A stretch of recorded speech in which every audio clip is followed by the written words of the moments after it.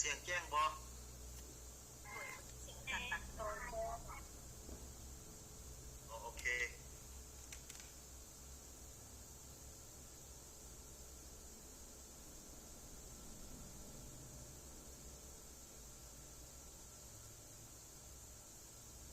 เสียงได้ยินอยู่วะโดยได้ยินโดยเมื่อกี้เสียงอาจารย์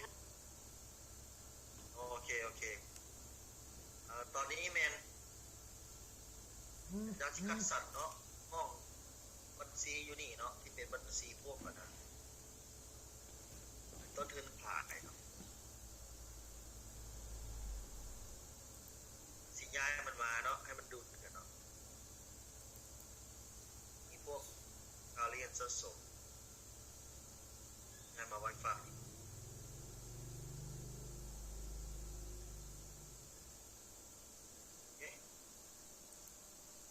นี่บัญชีแดงอันนี้มันบูดุลเนาะพยายามสร้างให้เป็นนอนของเรือ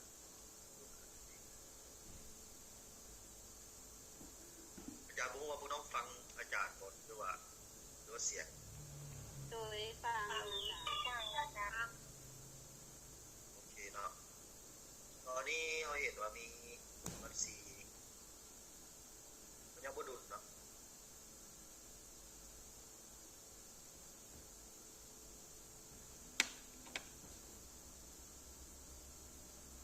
ตัวแดงๆที่ต้องเอาไป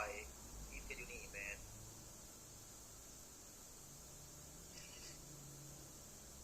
ตอนนี้เอาทดสอบเอาไปดูเดียงเนาะมันดุดบอกพุทโธบาลานซ์ของมันบาลานซ์มันต้องเห็น Excel ป่ะโดยเห็นโอเคเอามาไล่เบิ่งเนาะวางเงินโซนลูกนี้กันตอนนี้อาจารย์ผู้ประสงค์ของตอนนี้เป็นเอาสีแยกเดบิตเครดิตเนาะจะให้ทั้งสองเรื่องมันดุดกันทั้งสองเรื่องตอนนี้เอามาไล่เบิ่งเนาะมีตัวใดๆที่ต้องอยู่ฝั่งเดบิตตัวใดๆสินค้าส่งคืนเนาะสินค้าเสียจ่ายนั่นนู่นนี่เนาะ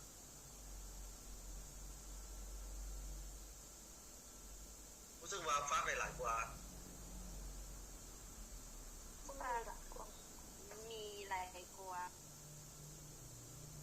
ต้นทุนขายก็จะอยู่ฝั่งนี้เนาะว่าส่วนลดการขายกูเป็นอยู่เบื้องนี้ก่อนเดียวเนาะอาจารย์เบิ่งก่อนส่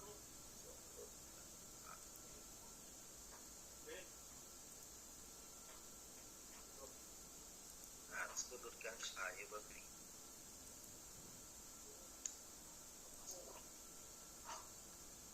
สินค้าส่งคืนตัวจะอยู่ใส่ตอนนี้มันดีกว่าอยู่ที่5,000พวกน้องนำมาดู 5,000 คนอยู่ใส่ลองกดสอบเลยตึ๊บ 5,000 มันเป็นอย่างรายรับจากดอกเบี้ยเนี่ยมันเอาไว้ UCR บ่แม่นว่รายรับจากดอกเบี้ยมันต้องอยู่ใส่สุดท้ายเลยรายรับจากดอกเบี้ยโอเครุ่นบ่บัดนี้รุ่นบ่รุ่นแล้วแต่ย้ายตัว2ปัญหามาเนาะเลยให้ต้องสอบเบิ่งแล้วแสดงว่าเฮากดสอบเบิ่งว่าไปดูเดียวใช่โฟกัสหลังจากใบดุเดียงมันดุแล้วเนาะที่อย่างไรต่อเอาจะมีสร้างอย่างนั้นดีลูกอัพโอเคในสูตรวีลูกอัพอันนี้เฮิร์ตใบอย่างนี้เมื่อวานเราเรียนใบอย่างนะใบรายงานคนเลยครับรายงานนะครับโอเคสูตรแบบเก่าเนาะแบบเมื่อวานนี้ภาคนี้ทันบ่บนทันบ่แล้วไปใส่ต่อมานี่มันไปใส่ต่อบอกแน่ไปห้องtrial balance ไปดุนเดียงไปห้องไปดุนเดียง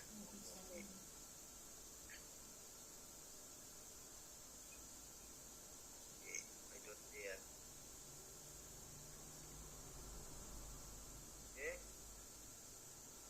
เงียบขับแท้ตั้งใจฟังว่ะเพราะฟังอาจารย์อยู่อาจารย์ ทาสีเนาะมาทาสีนี่อะไรสไลด์มีสีสันอยู่บอก โดยใจไหลก็ว่า โอเคนับจำนวนห้องตอนนี้อยู่ใส่ห้องไหน ในห้องที่3CR พร้อมเต็มได้ครับ โอเคใส่ในห้องที่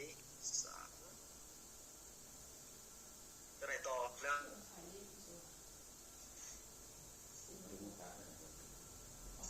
เอาละบ่ ยัง ตอนนี้สำเร็จระบบการปฏิบัติงานโอเค จาน ครับ ตัดพวกน้องสีบันทึกกันดูในจอคอมอาจารย์อนุญาตแน่ ว้า ๆโดย น้องทรงอย่างมาบอกอาจารย์ก็ได้ยังหน้าตารออยู่อ่ะรอรับคนได้ถอดรถยอกโอเค รอแล้ว พี่เนาะโอเคคนเจริญหลายวันนี้จะไหนต่อวันนี้มีแต่เขาลากลงมันบ่สูตรลากลงธรรมดาเนาะตึ๊บโอเคเอาหนีเลยวะเฮ้ยมีอย่างผิดปกติบ่เนี่ยมีอย่างผิดปกติบ่เนี่ยมีอย่างผิดปกติบ่เนี่ยมันคือบ่มาบาทจังไหนบาทจังไหนบาทมันคือบ่มาแล้วครับ ได้เปลี่ยนห้องมันบ่จ้ะ เรียน เปลี่ยนห้องไหนนี่เป็นห้องไหนตัวนี้ ห้องสอง เป็นห้องที่ ห้อง2ห้อง ห้องที่2เห็นปะมันจะเปลี่ยนปั๊บมันออกมาเลยปะ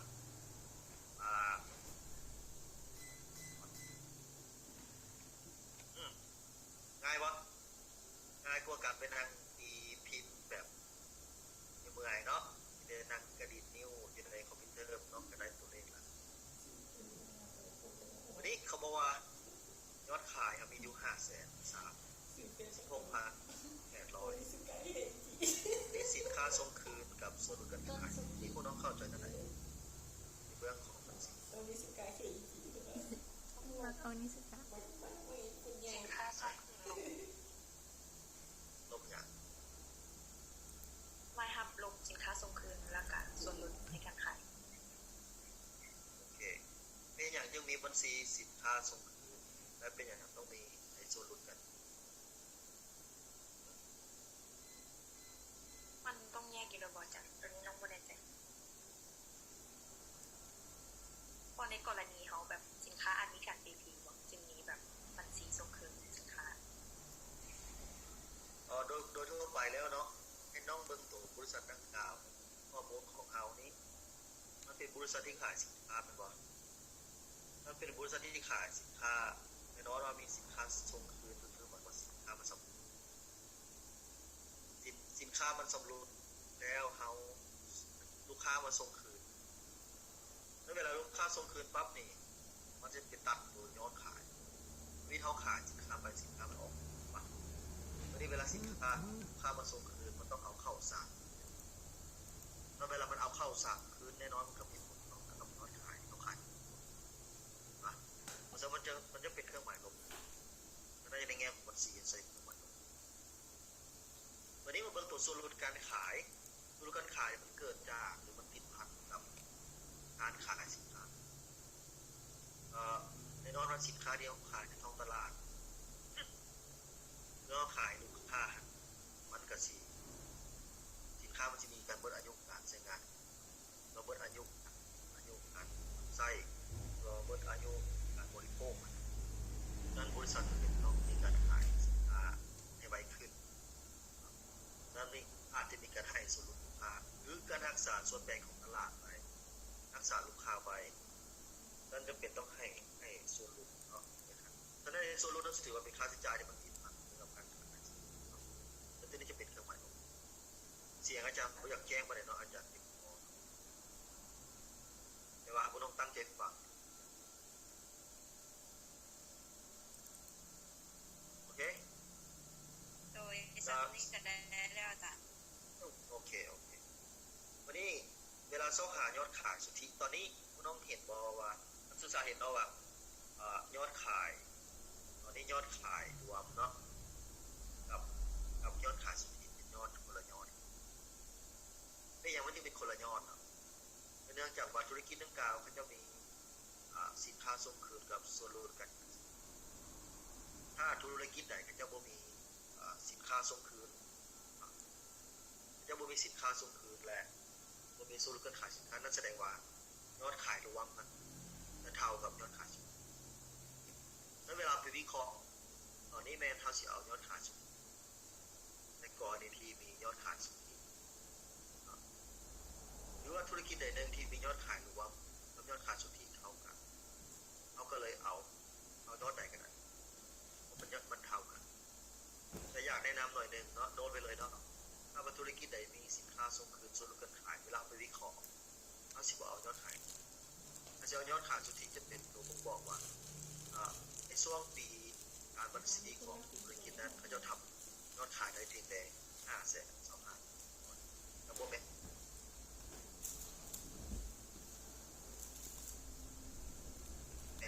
500,000แต่ว่าสมมติว่าเอายอดขายตัวอยากแจ้งว่า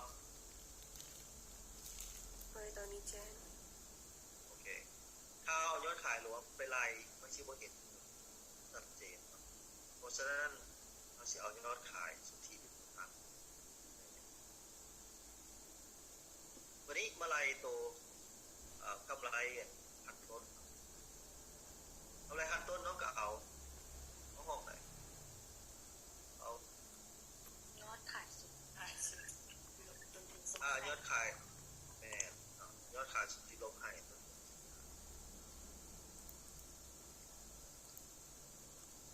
เอายอดขายลบให้ตัวเทือน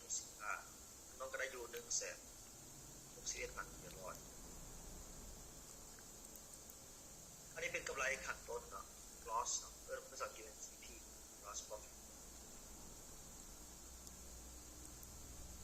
วันนี้น้องกำไรเนาะยอดรวมของรู้สึกว่ารายรับอื่นนี่มันบ่มาบ่คือนั่นไหนมีรายรับอื่นบ่มีตัวใดที่เป็นรายรับอื่นอยู่นี่แค่รายรับจากดอกเบี้ยบ่จ้ะมีตัวรายรับจากดอกเบี้ยเนาะแม่นบ่รายรับจากการขายสินค้านี่แม่นเฮาเอาบ่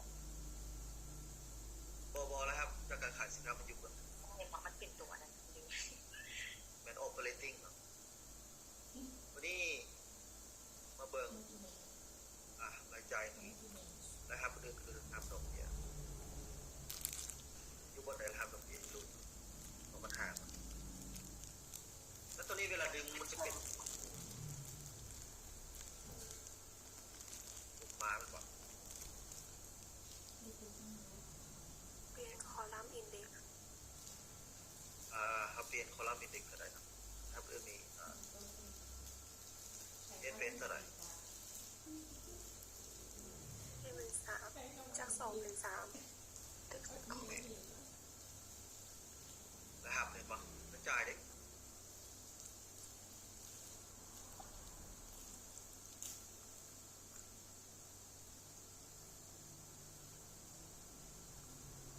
ลบป่ะเห็นเนาะใช่ลบนั่นตัวเธอมีเห็นจากไหนบ้างไอ้ผู้ที่เป็นไว้เขาจะพูดว่ากำไรจากการดำเนินงานเอาตัวใดลงไปกำไรขั้นต้นรวมค่าใช้จ่ายในการดำเนินงานโอเคนั่นใน Excel สิลบจากไหนอาจารย์ต้องไปรวมตัวไหนก่อนที่ว่าเข้าลบเลยเพราะว่ามันแทนอยากจะลบเลยให้จากไหนหรือว่าน้องอยากจะเพิ่มห้องอีกห้องหนึ่งวะโดยมีห้องหนึ่งเนาะหลายคนห้องเดียวผม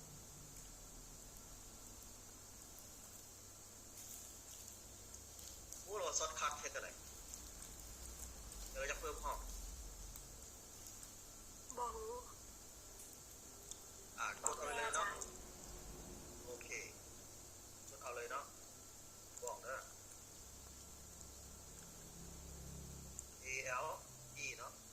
home เนาะ plus I เนาะแล้วก็ plus R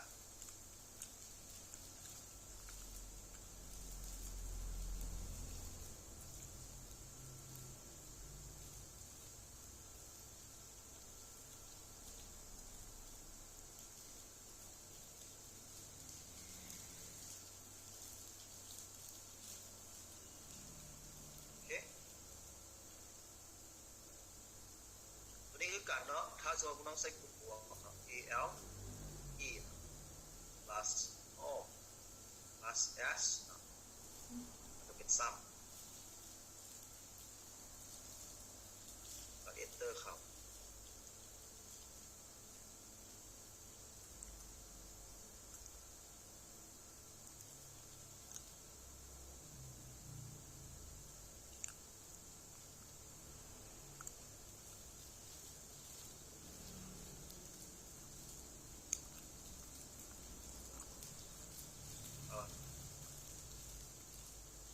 ยิ้มเสียงบ่ โดย โดย โอเคตัวนี้เป็นเครื่องหมายลบเนาะ แอน เอาตัวไหนลบตัวไหนฮะ กำไรขั้นต้นรวมค่าใช้จ่าย โอเค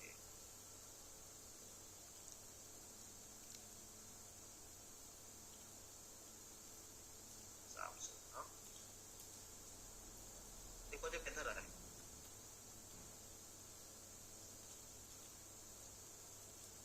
tax เท่าไหร่ กำไรคูณเจ้าสี่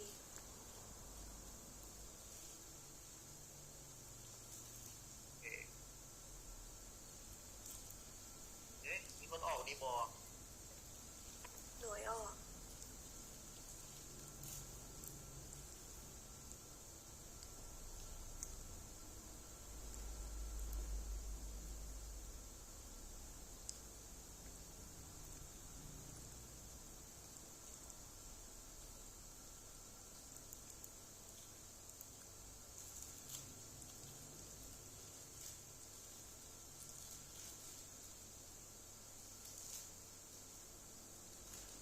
อาจารย์มิดหรือว่าเน็ตอาจารย์ลบ น่าจะแมนเนตอาจา น่าร ย์ จะรุด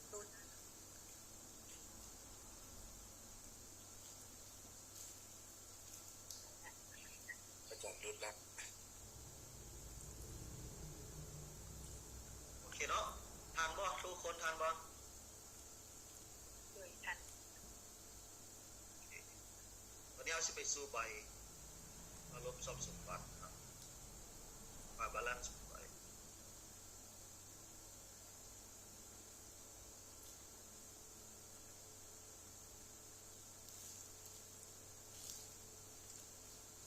เดี๋ยวนะใบอย่าง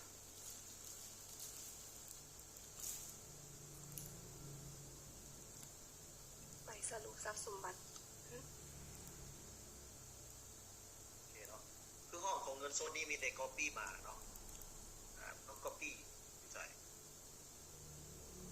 copy เอาเบอร์ของมาจ่ายกันหน่อย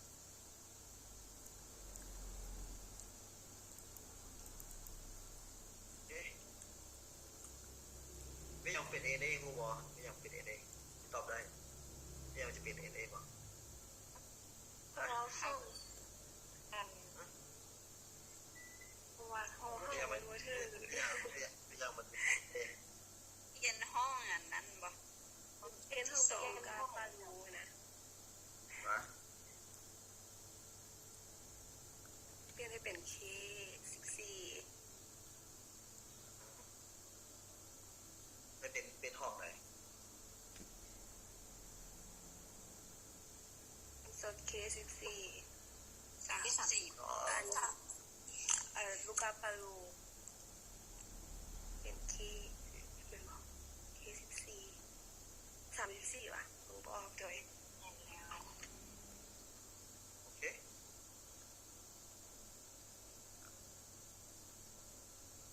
เราเรียนสอบมันอยู่บัตรเครดิตเนาะเรียนเค3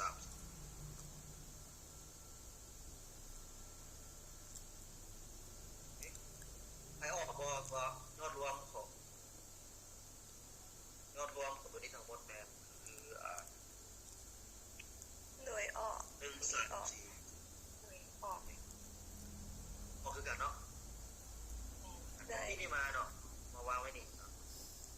แต่แค่น้องเปลี่ยนจากนี่เป็นอีกห้องที่สามนะวะต้องตีแล้วก็วางง่ายปะง่ายเนาะ เมื่ออาจารย์เห็นคือไง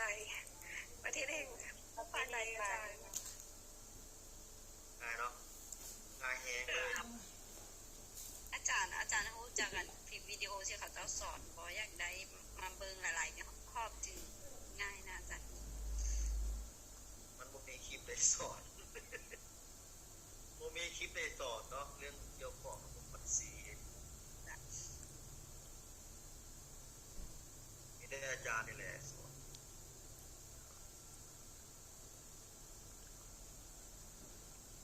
แล้วก็เบิ่งเอาว่าจะให้แบบไหนลองที่ว่าน่าจะมีปัญหาเอ๊ะได้เอาไปแปลงเอาซื่อๆไงวะผมเคยกู้ไหมเนาะ เบิ่งอาจารย์ยังไง ตัว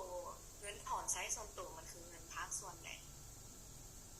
เงินถอนใช้ส่วนตัวเขาจะบ่ถือว่าเป็นค่าใช้จ่ายของบริษัทแต่มันเป็นค่าใช้จ่ายส่วนบุคคลเพราะฉะนั้นเวลาค่าเป็นค่าใช้จ่ายส่วนบุคคลคนนี้เป็นเจ้าของเราถอนเงินไปใช้ส่วนตัวเนี่ยมันประสงค์ที่ส่วนตัวของเรามันบ่นำเอาผลประโยชน์มาให้บริษัทเพราะฉะนั้นมันสิมีผลให้ถึงของเรา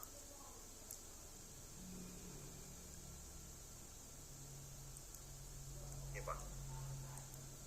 เพราะฉะนั้นในนี้เราจะลบออกในเบื้องอันนี้จะเป็นการบวกเข้าเราลบออกเพราะว่าเราถอนเงินไปใช้แต่ว่าถอนเงินไปใช้ตัวบริษัทบริหารผลประโยชน์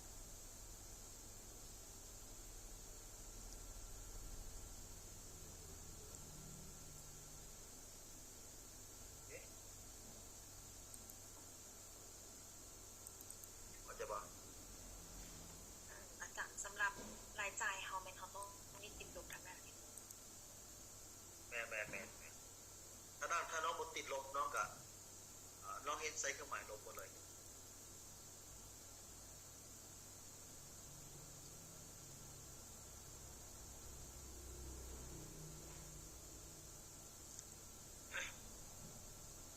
ดูวันนี้สิบวกขึ้นมันสิ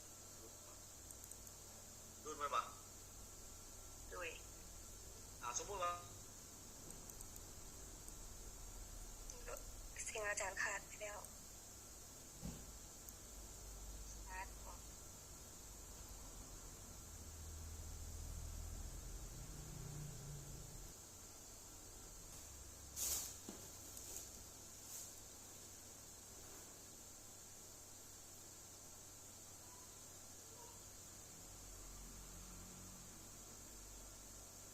percentage ของ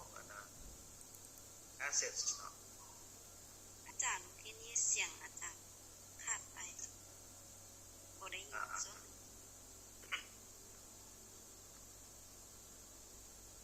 ตัวนี้แมนอินเทอร์เน็ตเฮามันสิยังเหลืออยู่ประมาณ 10% ตัดขาดไปคุณต้องเห็นบนซับไฟล์ Excel อยู่นี่ ด้วยเห็นด้วยเห็น โอเคเนาะเทียบกับทรัพย์สินเนาะสมมติว่าอาจารย์สิเก็บสั้นๆเนาะassets เนาะนี่สินคือตัวนี้อะไรกับ asset 32ป่ะ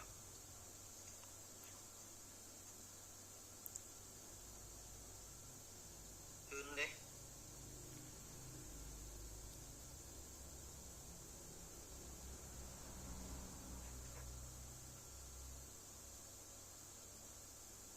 ว่า100%ป่ะ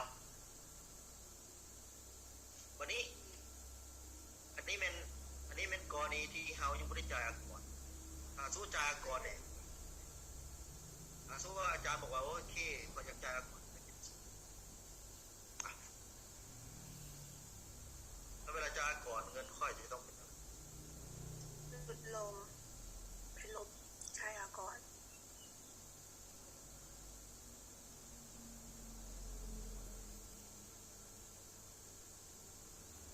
จ่ายก่อนเถอะ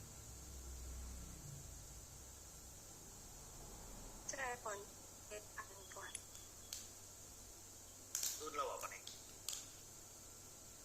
จ่ายก่อนปั๊บเนาะเอาสิเปอร์เซ็นเทจของอันทรัพย์สินต่อกับหนี้สินเนาะแล้วก็ต่อทุนนี่มันลดลงบ่เปลี่ยนไปบ่ เปลี่ เลย ยน เปลี่ยนบ่ เปลี่ยน ตัวอย่างเช่นอาจารย์ลืมบอกกี่เฮาเท่าไหร่27กับ68เนาะ โดยเมื่อกี้ถึงหลายทุน68%หนี้สิน27เป็นบ่สมมุติว่าเฮาบอกว่าเฮาไปจ่ายก่อนแล้วตัวนี้มันบ่ทันดุลมันก่อนนี่ทุกคนจะอยู่นี่เนาะ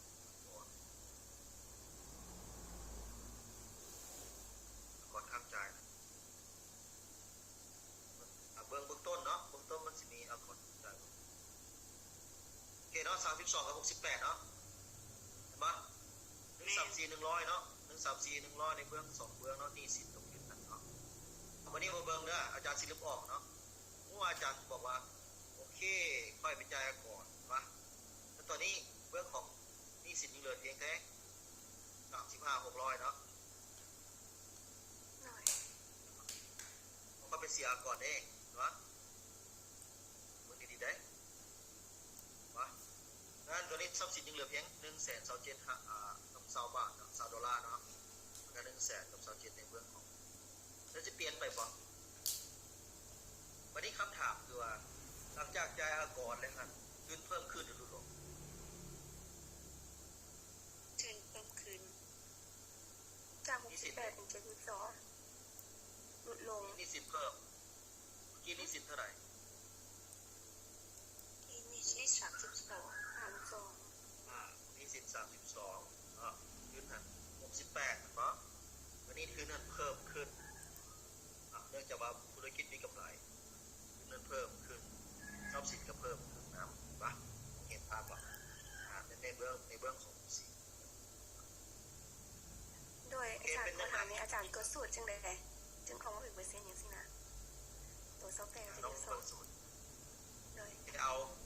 าหนี้สินหารให้กับทรัพย์สิน มีสินหารจะ นี่สิ โดยน้องอยากเบิ่งสูตรน้องก็แก้มันสิบอกดีมากเอ๊ะป่ะง่ายๆเนาะ ฐานน้องภาษาลาวแม่นหยังอาจารย์ต้องกระตัดส่วนของหนี้สินสิว่า นี่ล่ะอัตราส่วนห้อยแม่นล่ะpercentage แปลว่าอัตราส่วนห้อยตัวส่วนห้อยของหนี้สินส่วนห้อยของเป็นเทียบใส่กับทรัพย์สินแม่นตกอยู่เท่าใด อาจารย์ตัวร้อยได้มาจาก ตัวไหนโดยธรรมชาติของมันเนาะร้อยแมนเอามาบวกกันเองทรัพย์สินมันปีตีเป็น100ต่อสิน1 2 7 ทรัพย์สินแล้วกับหนี้สินบวกทุน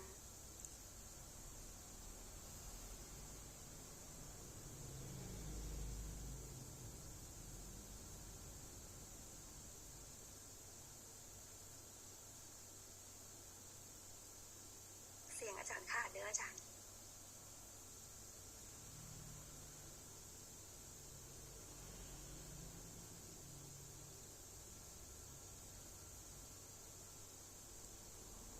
ฮัลโหล โดยอา โด จารย์ ย แล้วเมื่อกี้ โอเค เสียง เนาะมีอยากถามอาจารย์บ่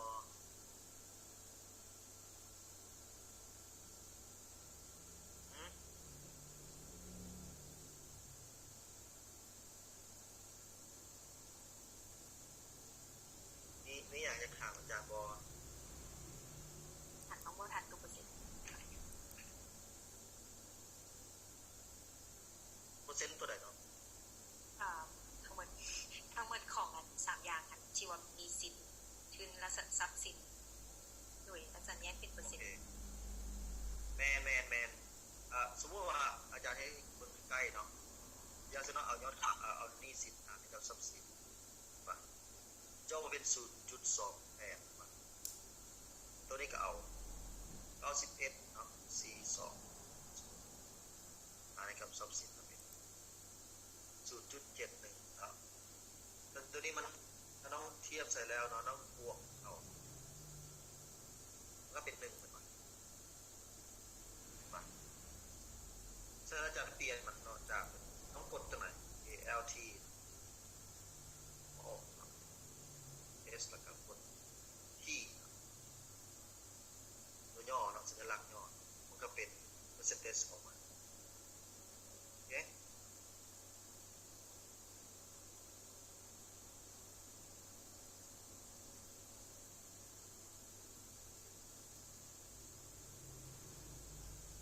อาจารย์คลิกใส่โตกำไรสุทธิให้แน่อยากเบิ่งสูตรมันน้องไหนบอกกำไรสุทธิ อ๋อโอเค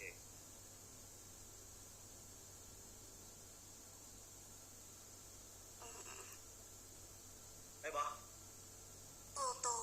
โตยู่ใบสรุปทรัพย์สมบัตินะ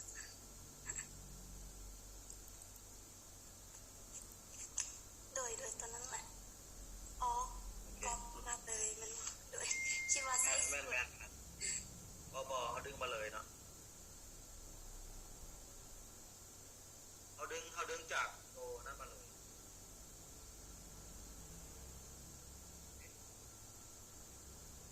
โดยออกแล้ว โอเคน้องคือได้มีอย่างถามบอครับว่าเท่าไหร่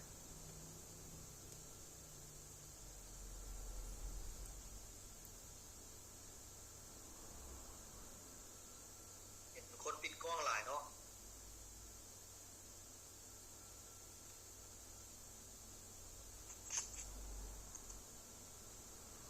เปิดกล้องในประมาณฮอด 2% บอกปิดกล้องเป็นจำนวนหลายเลยเนาะสงสัยนอนอยู่ที่โอเคเนาะหลังจากที่เขาสำเร็จตัวนี้แล้วครับอาจารย์สิมีบ้านอยู่2ตัวเนาะให้คือเป็นกลุ่มเนาะกลุ่มบอกว่าเลยเป็นบุคคลดี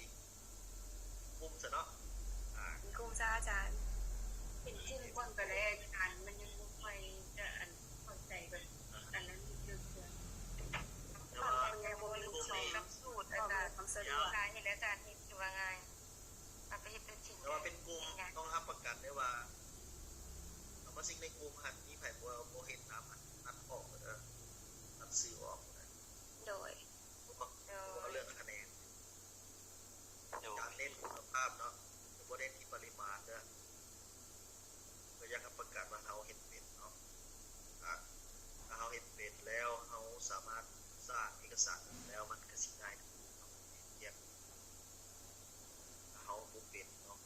มานั่งเรียนหนังสือซื่อๆแล้วก็บ่เป็นก็ยากเลยอยากให้เป็นนะนั่นสมาชิกในทีมนะต้องคอนเฟิร์มเนาะต้องรับประกันว่าคนอยู่ในสมาชิกเฮาเป็นบ่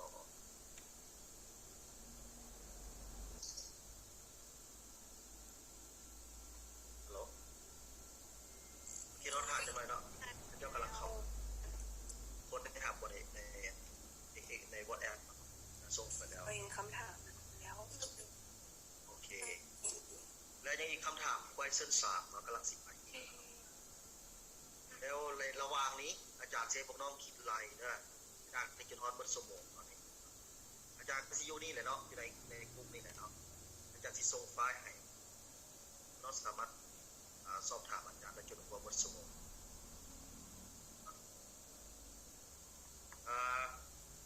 เปิดกล้องรู้จำนวนหนึ่งนี่อาจารย์สิทายกลุ่มเอาไว้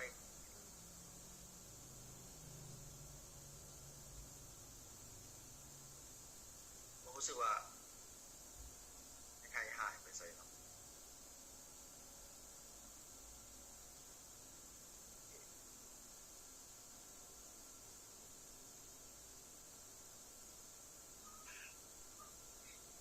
อาจารย์น้องบ่เข้าใจตัวนึงตูดที่อาจารย์เอาละครกำไรนะมันมาลงเงินส่วนนี้มันคำถามจะเป็นประมาณว่าให้จ่ายอากรนี่สิว่าจะได้ ตัวนี้แมนเวลาไปจ่ายก่อนเอาเงินสดไปจ่ายหรือว่าอยู่ในแบงก์ไปจ่ายจนเวลาจ่ายก่อนเนาะเวลาจ่ายก่อนมันเตะให้เงินสดเอาออกก่อนนี่ถือว่าเป็นค่าใช้จ่ายแต่มันสิบ่ได้จ่ายพร้อมกับค่าใช้จ่ายบริหารในระเบียบของกฎหมายให้จ่ายจากหักลบค่าใช้จ่ายแต่ความจริงแล้วมันก็เป็นค่าใช้จ่ายนะ ำหรับอาก่อนเป็นพัฒนาที่ต้องถอกหลักแต่ว่าการถอกหลักประเทศให้ทรัพย์สินไม่ได้เงินสดของบริษัททองคำคือน้องเห็น2 เดือนเนาะคือตอนแรกก็คืออาจารย์ไม่ได้เอาไปลงแต่ว่ารอบ2นี่แม่นอาจารย์เอาไปลงแล้วเวลาที่อาจารย์ให้พวกน้องสิ่งสินะอาจารย์ทักสิบอกว่าให้ลงหรือบ่ให้ลงหรือว่าให้ลงไปเลย ขึ้นอยู่กับวัตถุประสงค์ของน้องบ่ได้ว่าอย่างมีทั้งสองแบบอะไรบ่ได้จำกัดว่าเฮ้ยเขาจะถอกหรือเขาบ่เพราะว่าน้องโอเคน้องไล่ไปสรุปสรุปแบบในรูปแบบถอกก่อนอาจารย์จะคิดตัวเลขเองก็สิเห็นตัวเลขมันว้าวแล้วว้าว แต่ว่าตัวอย่างของคนนี้ก็คือไล่ให้เห็น2แบบอย่างเช่นในก่อนเอาจ่ายก่อนมีผลอะไรเท่ากับเอกสารอะไรกันหายว่าดูโคเนี่ย มันจะมีเป็นอย่างบอก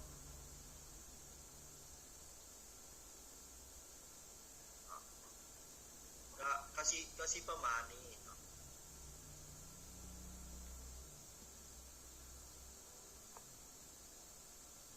น้องเห็นตัวอาจารย์แยกตัว percentage เนาะตัวแบบเปอร์เซ็นต์ให้มันเวลาชิปพวกน้องแก้พวกน้องก็จะเป็นตรงแยกให้กันได้เจอาจารย์มันจะแบ่งบ่อาจารย์ให้เบิ่งซื่อโดยเข้าใจตอนที่สอบเสียงน้องบ่จำเป็นเอามาแยกกันได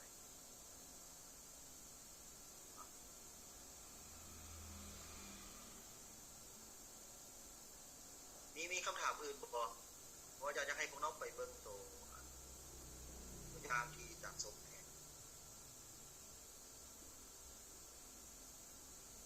อาจารย์ตัวนี้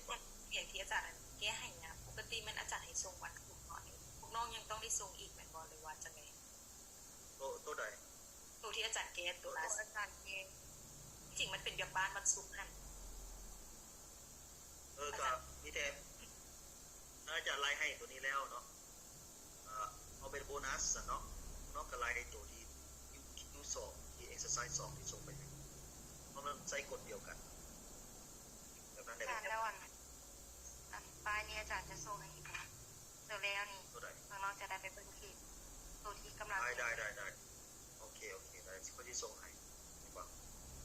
แล้วมันมี Q2 อ่ะมี exercise 2ตรงไปเมื่อกี้เนาะแล้วมี exercise 3นี่จะเป็นตัวเก็บคะแนนนะคะแนนตัวนี้มันเอาจากคะแนนเอาจากคะแนนเนาะนี่เนาะตัวที่จะส่งไป Q3 เนี่ยเป็น exercise 3เนี่ยเอา3คะแนนเพราะว่ามีรายการขึ้นมาประมาณ400กว่ารายการน้องเอาเข้า Excel หมดเลยนะนี่เนาะก็เปล่าอาจารย์มันก็ใช้ Excel แรงสิเนาะมันก็หนักกว่าน้องมีจักคนในกลุ่มอันนี้ยังพาสร้างเลยสร้างพนักงานสิได้เราไม่ได้เว้าเรื่องอันนี้ก่อนแค่ประมาณสร้างพนักงานในหัวที่มาตัวเลขมันใช่คิดว่าอาจารย์สิปล่อยให้เวลาให้พวกน้องสืบต่อแต่ว่าอาจารย์เนี่ยบ่ได้ปิดซูมเนาะนางอยู่นี่